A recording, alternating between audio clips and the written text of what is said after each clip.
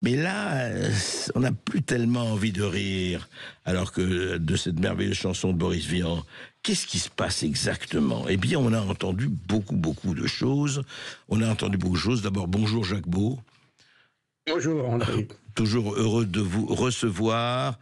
On ne vous présente pas. Vous êtes ex-membre des renseignements stratégiques suisses. Vous avez participé à des programmes pour l'OTAN en Ukraine entre 2014 et 2017. Et vous avez écrit beaucoup de livres aux éditions Max Milo sur l'art de la guerre russe, tout ce qui s'est passé, le Z, etc., les Z, et comment l'Occident a conduit l'Ukraine en échec, justement, l'art de la guerre russe, et puis tous les autres livres que vous avez écrits, vous avez reçus pour ça. Mais là, il se passe quelque chose. D'abord, je voudrais avoir un peu votre opinion là-dessus, ou votre sentiment en tout cas. C'est que hier, le monde et médiatique et autres est en ébullition, au bord de l'hystérie. Ça y est, la troisième guerre mondiale est à nos portes. Le feu vert a été donné pour fournir des missiles à longue portée à l'Ukraine, qui vont être missiles pilotés par les Américains et qui vont avoir une portée de 300 km, etc., etc. Et aujourd'hui, enfin hier très exactement, eh bien, je ne dis pas que ça s'est dégonflé, mais on disait, mais attendez, on n'a pas entendu vraiment Biden dire ça. Et le porte-parole du département d'État à Washington, interrogé là-dessus, dit, écoutez, je n'ai aucune mise à jour à vous dire. Mais alors, qu'est-ce qui se passe sous Biden? Alors, première question d'abord, Jacques Beau. Alors, vrai ou faux, info ou intox? Difficile à dire à ce stade, mais je pense qu'on va plutôt dans la direction de l'intox, parce que effectivement, on n'a pas eu de confirmation officielle de la décision américaine d'autoriser l'usage d'armes type missiles et notamment ATACMS dans la profondeur du territoire russe, c'est-à-dire au-delà de la zone de Koursk et au-delà de la zone de Kharkov, parce que c'était à l'origine, il y a eu une autorisation donnée par les pays occidentaux pour utiliser des armes sur le territoire russe, notamment lorsqu'il y a eu l'offensive russe de Kharkov au mois de mai. Oui. Mais cette autorisation était assortie d'une limitation géographique, si vous voulez. Alors, depuis, les Américains, et surtout les Américains, à vrai dire, parce que les pays européens, notamment la France et la Grande-Bretagne, ont essayé de pousser les Américains à enlever ces limitations et à permettre à l'Ukraine d'utiliser les armes de manière illimitée. Mais les Américains sont restés assez fermes sur cette position.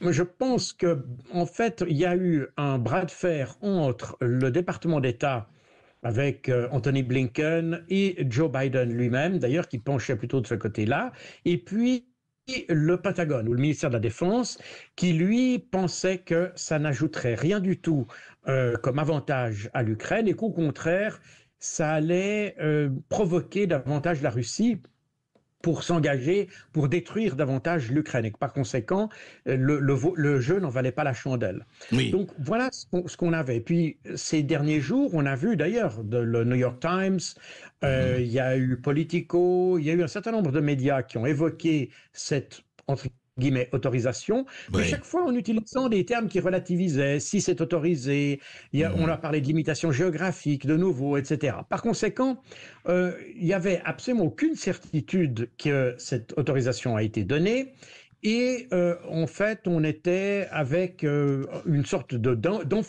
une inflammation, si vous voulez, des médias, particulièrement en Europe. Les médias anglo-saxons étaient plus... En France notamment, il y a eu une poussée d'adrénaline très remarquée. Absolument, tout à fait. Alors ça fait partie un petit peu, d'ailleurs c'est ce qu'on a depuis le début du conflit. On s'aperçoit que les médias français ont tendance à mettre de l'huile sur le feu, à envenimer les propos et à exacerber des tensions, alors que du côté américain, alors les Américains sont vraiment pas pro-russes, mais quand on regarde, et je l'avais déjà évoqué d'ailleurs sur votre chaîne à plusieurs reprises, c'est que quand on voit même le New York Times ou le Washington Post, on a des journalistes qui se rappellent qu'ils sont journalistes, alors qu'en France, ils ont totalement oublié ça. Oui, en tout cas, certains, on peut le dire, Jacques Beau. Mais non, je voudrais justement entrer dans le concret. Aujourd'hui, vous connaissez bien l'affaire. Si on avait si on avait les armes pouvant être utilisées en Ukraine, les armes de l'OTAN et les Russes, parce que ce qu'on a vu, c'est que Poutine, à plusieurs reprises, d'ailleurs, il a fait un décret en disant que s'il y avait une agression conjointe, c'est-à-dire s'il se trouvait que l'Ukraine et les USA avaient participé à ce lancement de missiles, il n'hésiterait pas à utiliser des armes nucléaires. Il ne dit pas tactique, en tout cas, l'option nucléaire était mise sur la table. Alors, la question que je voudrais vous poser, mais très concrètement, parce que ça, on a toujours des suppositions. Aujourd'hui, je dirais le poids militaire en missiles et en autres de la Russie d'un côté et de l'OTAN de l'autre aujourd'hui. Je veux dire, le poids, je dirais, utilisable, parce qu'il y a la politique et il y a le militaire. Est-ce qu'il est égal ou est-ce qu'il est absolument asymétrique ? Alors, d'abord, on parlerait plutôt de dissymétrie que d'asymétrie. C'est une petite nuance, mais qui a son importance en termes stratégiques. Mais toujours est-il que l'OTAN, n'est-ce pas, sont les États-Unis du point de vue nucléaire. Ouais. Alors, naturellement, vous allez me dire, il y a la France qui a toujours son arsenal nucléaire, mais qui, a priori, est utilisé pour défendre le sol national, donc le territoire sanctuarisé qui serait le territoire national français. Pour le reste, l'OTAN n'a que les moyens, d'ailleurs, c'est la fonction de l'OTAN, comme l'a rappelé d'ailleurs Jens Stoltenberg avant qu'il quitte ses fonctions. L'OTAN est une puissance, est une alliance nucléaire. La finalité de l'OTAN, c'est précisément de mettre les pays européens sous le parapluie nucléaire américain. Et donc, quand on parle de l'équilibre nucléaire, eh bien, ça se résume en fait à les États-Unis d'un côté et la Russie de l'autre, si on exclut naturellement la Chine, etc. Mais si on parle de l'espace euro-asiatique. Et là, on a... Alors, sur le plan des échanges ou des armes nucléaires stratégiques, je ne pense pas qu'il y ait beaucoup de modifications en termes de nombre. Il y a des différences en termes de qualitatif, puisque les deux parties, c'est-à-dire les États-Unis et les Russes de chaque côté, ont amélioré leurs arsenaux, les ont mis à jour, si vous voulez. Ouais. Mais en termes de nombre, il n'y a probablement pas de grande différence, et on est toujours dans le même équilibre de la terreur qu'on avait à la fin de la guerre froide. Par contre, dès lors qu'on parle des armes non stratégiques, c'est-à-dire des capacités de missiles qui, d'ailleurs que l'on voit tous les jours utilisées en Ukraine, mais avec des ogives classiques, certains de ces missiles pourraient être armés d'ogives nucléaires. Et là, on est sur une vraie dissymétrie parce que, apparemment, les Russes, dû au fait de la guerre en Ukraine et des menaces faites par les pays occidentaux d'ailleurs, parce que on a tellement menacé la Russie en prétendant qu'elle allait attaquer l'Europe, que finalement, si vous voulez, on a fait monter la mayonnaise sans grande raison, avec pour résultat que la Russie, elle, s'est préparée à une éventuelle confrontation et à multiplier la production de ces missiles, des missiles opératifs. Et d'ailleurs, elle agite l'option nucléaire, elle en parle très fréquemment, pas seulement Poutine, mais les autres. Évidemment qu'elle l'a évoqué, mais je rappelle que si on regarde soigneusement les déclarations de part et d'autre, on s'aperçoit que ce sont toujours les Européens qui ont commencé à parler de la menace nucléaire. N'est-ce pas ? En termes conventionnel, la Russie est très nettement supérieure, en tout cas à l'Ukraine. C'est ça. En termes non nucléaires, elle est supérieure. Oui. En termes non nucléaires, enfin, conventionnels. En termes non nucléaires, elle est très supérieure, et en grande partie d'ailleurs à cause de cette guerre en Ukraine qui a fait développer, si vous voulez, de manière importante son complexe militaro-industriel. Et alors qu'en Occident, eh bien, on est du point de vue non nucléaire, on est en faiblesse. Et c'est la raison pour laquelle Je vous rappelle que c'était même Jean-Yves Le Drian qui avait, le 24 février déjà 2022, donc il y a 1000 jours, il avait lui-même évoqué l'usage de l'arme nucléaire. Il avait dit à Poutine qu'il ne devait pas oublier que l'OTAN était une puissance nucléaire. Et c'est après ces déclarations que Vladimir Poutine a dit qu'il lui aussi avait des armes nucléaires et qu'il était prêt à les utiliser. On a retrouvé ça en août 2022 lorsque Liz Truss avait elle-même déclaré qu'elle était prête à déclencher une guerre nucléaire globale s'il s'agissait de détruire la Russie. Donc, Jacques Beau, oui, pardon, on s'interrompt pour une petite pause et on va continuer. On va parler effectivement de cet environnement et on aimerait vous entendre là-dessus. L'environnement à la fois stratégique et militaire, on le voit. On débouche sur quoi? Et surtout l'environnement politique avec l'approche arrivée de Donald Trump. Qu'est-ce que ça change? À tout de suite, on se retrouve tout de suite.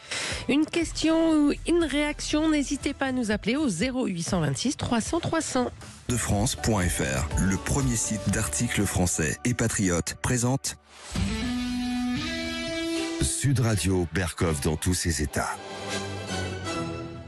Et nous sommes toujours avec Jacques Beau, ex-membre des renseignements stratégiques suisses et auteur de plusieurs livres justement sur la Russie et le conflit Russie-Ukraine et puis toutes ses conséquences, toujours aux éditions Max Milo. Jacques Beau, justement, vous disiez au début d'entretien que vous avez l'impression que c'est plutôt un tox. Et justement, est-ce que là, parlons un peu politique, et d'ailleurs, la politique n'est jamais loin de la stratégie.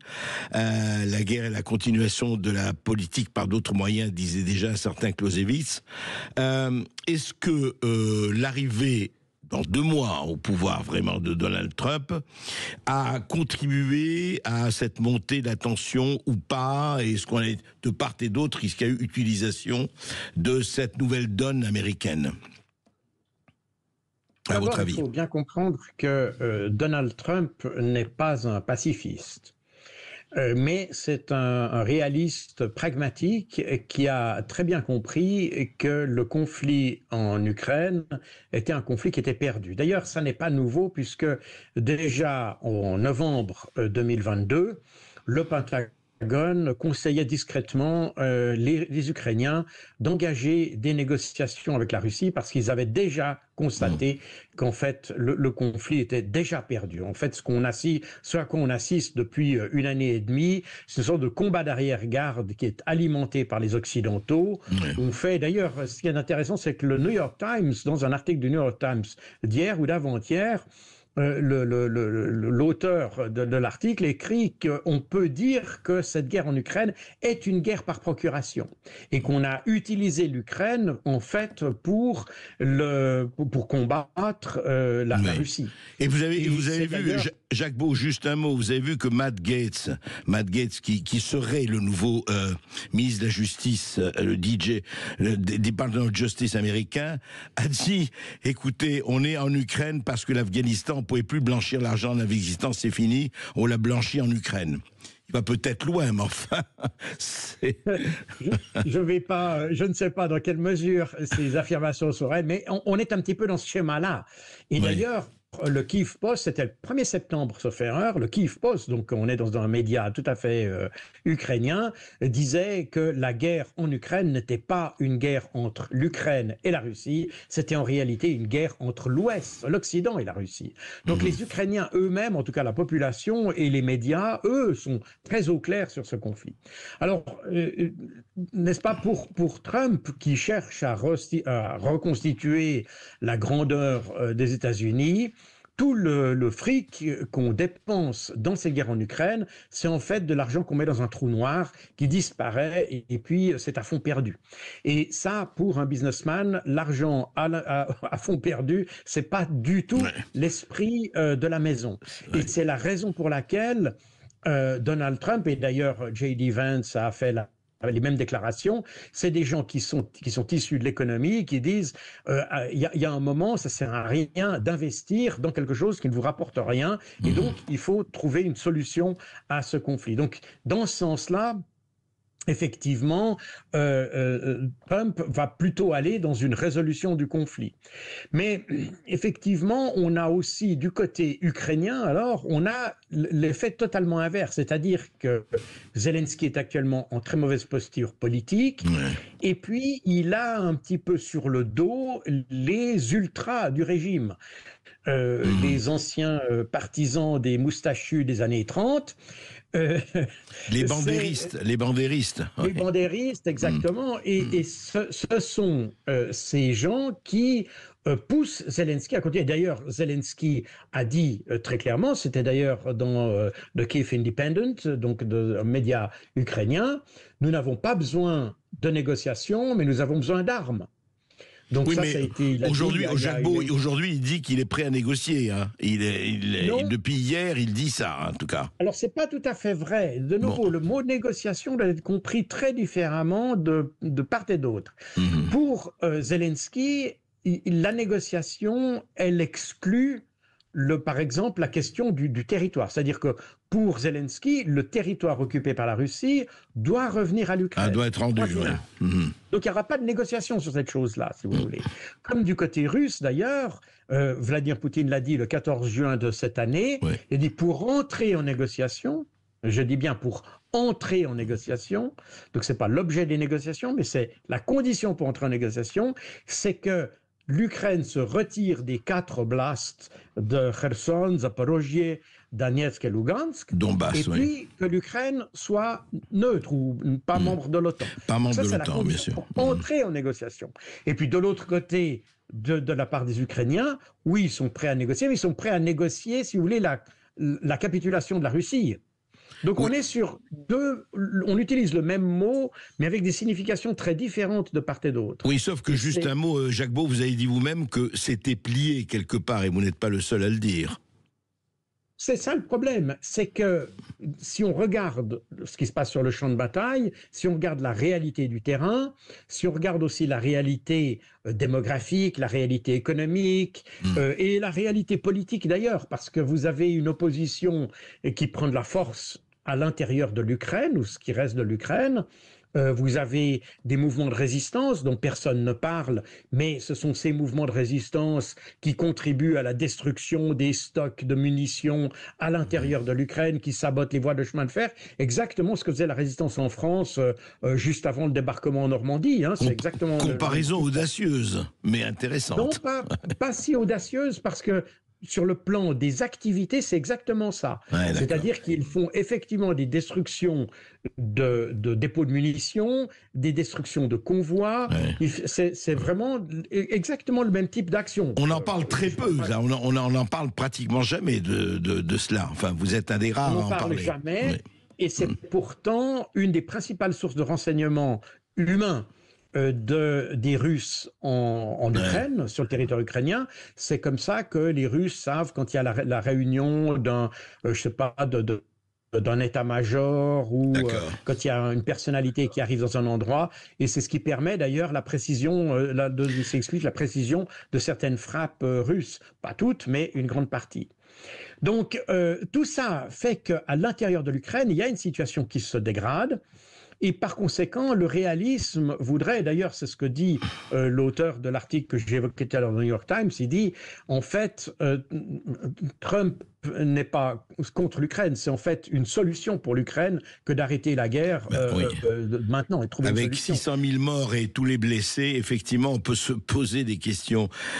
Merci Jacques Beau, merci pour vos éclaircissements. En tout cas, c'est intéressant de voir que l'univers entier s'enflamme en disant ça y est, le feu vert est donné. On voit que ce feu vert est en tout cas un feu orange.